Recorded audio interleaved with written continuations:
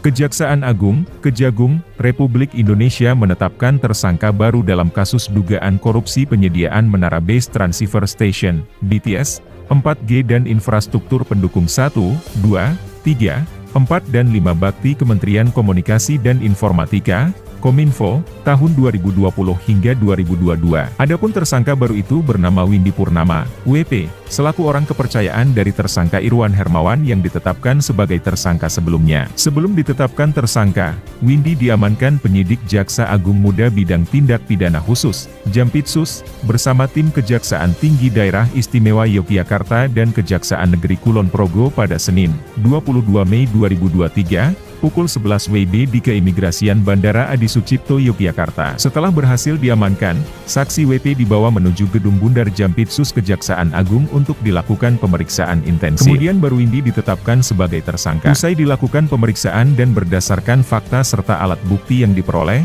tim penyidik menetapkan status saksi WP menjadi tersangka, ujar dia. Tersangka nomor TEP 05F2FD205-2023 tanggal 23 Mei 2023. Setelah ditetapkan tersangka, Windy ditahan selama 20 hari terhitung sejak 23 Mei sampai 11 Juni 2023 di Rutan Salemba Cabang Kejaksaan Negeri Jakarta Selatan. Menurut Ketut, Windy selaku orang kepercayaan Irwan Hermawan berperan menjadi penghubung pihak terkait dalam perkara dugaan tindak pidana korupsi dalam pengadaan BTS 4G Bakti Kominfo. Menjadi penghubung pihak-pihak tertentu dalam perkara dugaan tindak pidana korupsi dalam penyediaan infrastruktur Base Transceiver Station, BTS, 4G dan infrastruktur pendukung paket 1, 2, 3, 4, dan 5 bakti Kementerian Komunikasi dan Informatika tahun 2020 sampai 2022, ucap dia. Akibat perbuatannya, tersangka Windy disangka melanggar Pasal 3 dan Pasal 4 Undang-Undang RI Nomor 8 Tahun 2010